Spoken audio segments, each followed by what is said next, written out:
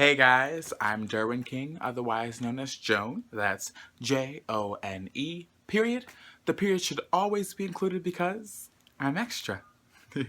I do about fuck your copyright laws. First of all, let me just say I am so happy to be here. Felt like I was gone forever.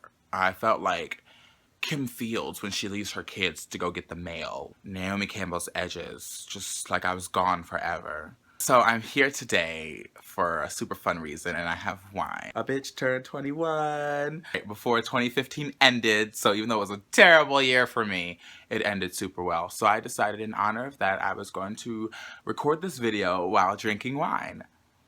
So, enjoy. Today's video is going to be about things that we should leave in 2015. We're leaving it behind. Like these curtains, these little tacky ass curtains right here. Just like that. So first of all, we're leaving behind relationship goals. I actually think it's very silly that people sit up there and do that. Look at a relationship online and literally go, ooh, relationship goals, I want to be like them. First of all, people are only going to show you what they want to show you. So they're only going to show you the good stuff. Then they're going to make you think that the good things outweigh the bad, but little did you know, someone could be being abused. Now, someone might do something in their relationship that you think could work for yours, and I totally think that that's okay.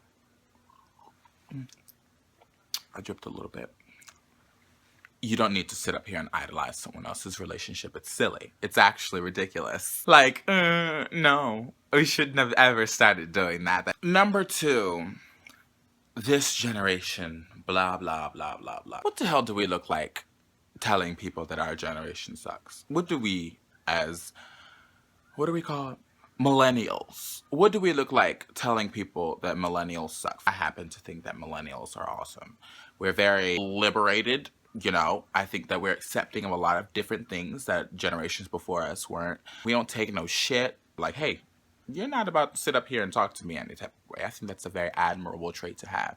I do think that sometimes we can be a bit entitled. We are used to getting the newest and the best, so we just almost feel like, hey, that's how things should be. Not saying it's cute, and I'm not saying it's right. It's just kind of the way the things are. But here's the thing. The generation before us, they didn't have everything straight. And the generation before them didn't either. Every generation is going to have its problem. And every generation is going to think that the generation after them is worse. Internalized misogyny is number 3. You know, I sat here in November, or maybe early December. I'm not entirely sure which one it was. I can't remember. I'm kind of tipsy. And I remember there was this conversation about Ayesha Curry and Amber Rose that sparked out of nowhere. Basically, as you guys know, Ayesha Curry says that she dresses and covers herself up and saves her body for the one that matters, her husband at home, okay, whatever. It's a beautiful thing. I don't think there's anything wrong about a woman deciding to cover her body up. I don't think there's a problem with anyone deciding to cover their body up. There ended up being this odd situation where people were pitting against women who are like Amber Rose. They were pitting them against women who are like Ayesha Curry. And then there was this conversation. I saw it on Facebook. And you know, Facebook really irritates my soul because a lot of like BS ends up being shared there. Like a lot of conservative things that I don't really agree with. For instance, one of them was like, why we need more Ayesha Currys and less Amber Roses. And I was like, first of all, bitch, I like Amber Rose. People like Amber Rose just don't want to be chastised for deciding to have sex like grown people do. It saddens me more to see women who hold internalized misogyny than it does men, because I'm like, man, you know, this is your fight. Men shouldn't be at the forefront of a movement for women. There were women on my Facebook who were sharing this article who should have just been like, no, women can be whatever they want to be, and there shouldn't be more of this and less of that. No. We should just be able to live without this even being a conversation. How often do we say there should be more Zac Efrons than there should be 50 Cents? Maybe white people sit up and have that conversation, but I mean, I don't. But moving on, I might forget. I feel like I'm forgetting some of this stuff. Okay, I should probably put the wine glass down. I feel like I'm forgetting things that I wanted to say. The next thing that we should leave in 2015 is pretending to be pro-black when you are misogynist, homophobic, transphobic, color struck.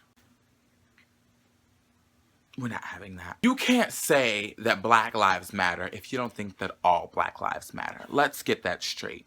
When you say that Black Lives Matter, you're talking about every life that is Black. You're talking about trans lives, you're talking about gay lives, you're talking about women. You are talking about disabled people. You're talking about old people. There's so many people who get up here and they're like, Black Lives Matter.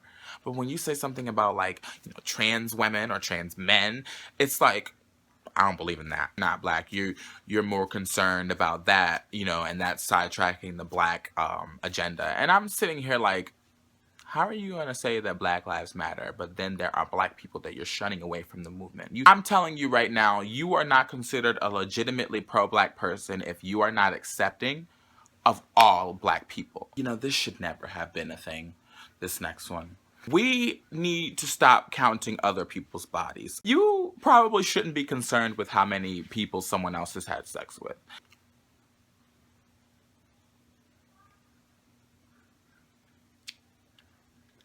Exceptionally delicious. We need to stop doing that. How many people someone else has sex with, literally, it doesn't have anything to do with me. I find out that someone has like more than 10 bodies. I'm like, good for you. You've clearly had fun in your lifetime. I hope you stayed protected. I'm not about to judge you. Like, 50 is a lot to have when you're my age. I don't have 50. There's probably someone my age who has 50, and I'm not gonna judge them. I'm just gonna be like, yeah, do you? But that's literally none of my concerns. I'm just trying to understand why we're still in 2015, even though we're at like the last 3 days, counting other people's bodies. Is that not strange to anyone else? Like, you have sex with too many people. You a hoe. Hey. That doesn't have anything to do with me. I literally can't see myself keeping a whole agenda of how many people someone else has had sex with. It just seems so strange to me and so unnecessary. Like, oftentimes I'm like, hey, if you're that concerned about it, how many people are you having sex with? Because it's either a lot or you're jealous and it's like none. I'm just trying to live my own life, so sad when I live a sad life. Don't listen to me. I live a sad life.